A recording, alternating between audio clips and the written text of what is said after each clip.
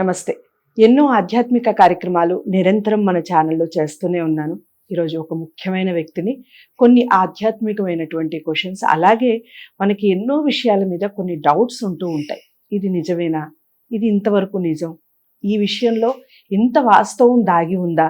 ఇలాంటివన్నీ మనకి డౌట్స్ ఉంటాయి. ఒక ముఖ్యమైన వ్యక్తిని లేదా ఆధ్యాత్మికంగా సేవల్ని అందించే వ్యక్తుల్ని కలిసినప్పుడే ఆ యొక్క ప్రశ్నలకి సమాధానాలు దొరుకుతాయి. అలాంటి కార్యక్రమం ఇది ధర్మ సందేహాల ద్వారా. ఈరోజు శ్రీశైలం పీఠాధిపతి శ్రీ అశోకానంద భారతి గారిని కలవబోతున్నాను, మాట్లాడబోతున్నాను. మీ అందరికీ కూడా చాలా చక్కటి ప్రశ్నలతో ఆయన సమాధానాలు చెప్తారు.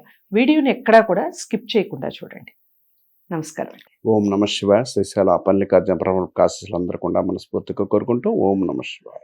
గురువుగారు, మామూలుగా ఈ మధ్య కాలంలో కనపడుతున్న మరో అతిపెద్ద సమస్య ఏదైనా ఉంది అంటే సంతానలేమి.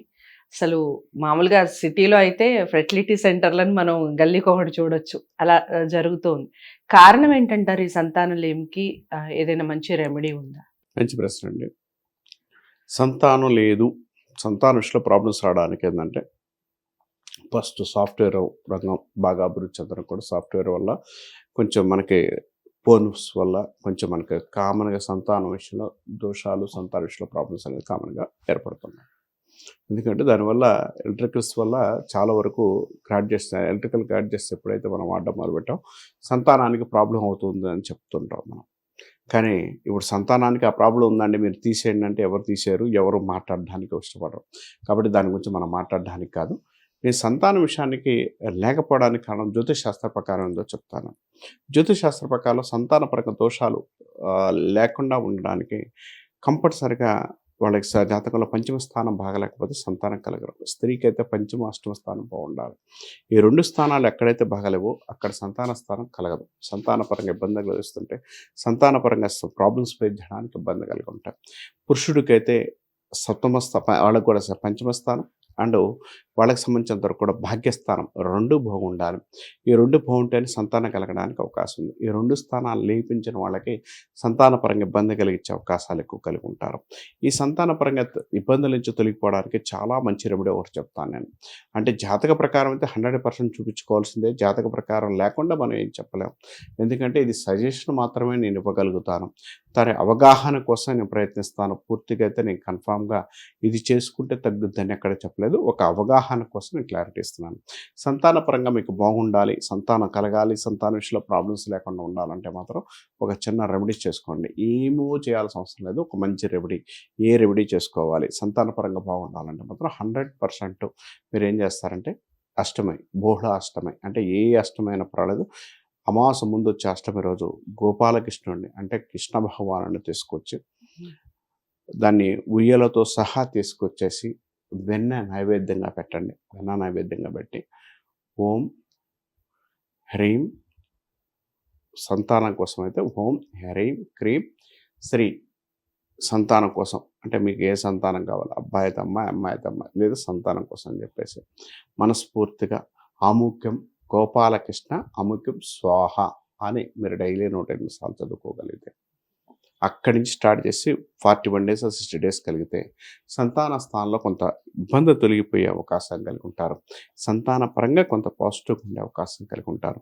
సంతాన విషయంలో డెవలప్మెంట్ ఉండే అవకాశం కలిగి ఉంటారు. కాబట్టి సంతాన పరంగా మీకు మంచి పాజిటివ్ ఉండాలన్నా, మంచి డెవలప్మెంట్ ఉండాలన్నా కూడా ఈ రెమెడీ చేసుకోగలిగితే చాలా మంచిది. దీంతోపాటు ఇంకొక రెమెడీ కూడా చెప్తాను.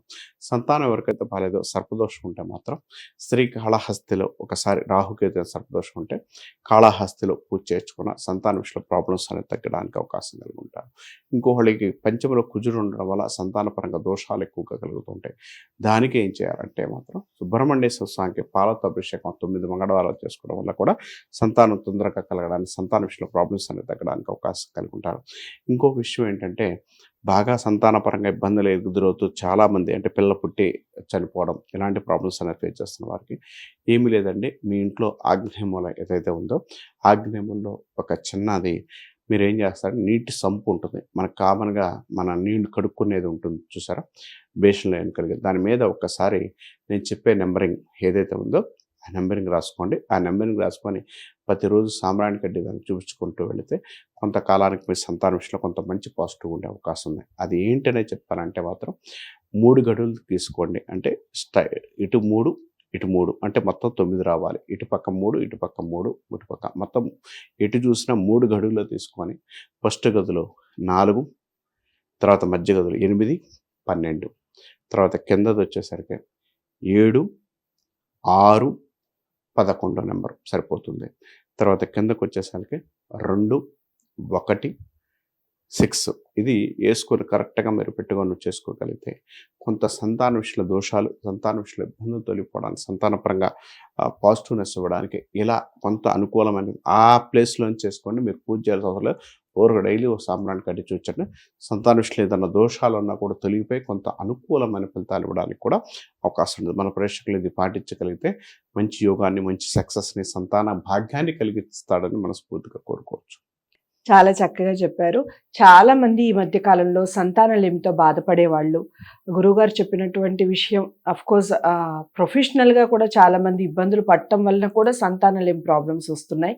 అది కాకుండా మామూలుగా సంతానం లేక బాధపడుతూ హాస్పిటల్స్కి చాలామంది డబ్బులు ఖర్చు చేయటం, ఫెర్టిలిటీ సెంటర్స్కి వెళ్ళటం మనం చూస్తూ ఉన్నాం. గురుగారు చెప్పినటువంటి రెమెడీస్ ఏవైతే ఉన్నాయో తూచా తప్పకుండా పాటించి చూడండి. ఏదేమైనప్పటికీ జాతకాలు చూపించుకోవడం చాలా ఇంపార్టెంట్. జాతకాలు చూయించుకొని మీకు ఏదైనా దోషాలు ఉన్నాయా అని తెలుసుకోవాలి అనుకుంటే స్క్రీన్ మీద కనపడే నెంబర్కి కాల్ చేయండి. గురుగారు అపాయింట్మెంట్ ఇస్తారు, మీతో మాట్లాడతారు. మీకు ఏవైనా దోషాలు ఉంటే తప్పకుండా దానికి పరిహారాలు చెప్పడం జరుగుతుంది. వీడియోని లైక్ చేసి షేర్ చేయండి. ఛానల్ని సబ్స్క్రైబ్ చేసుకోవడం మర్చిపోవద్దు. మరో మంచి ప్రశ్నతో మళ్ళీ మీ ముందుకు వస్తాం. ఇంతవరకు సెలవు. నమస్తే.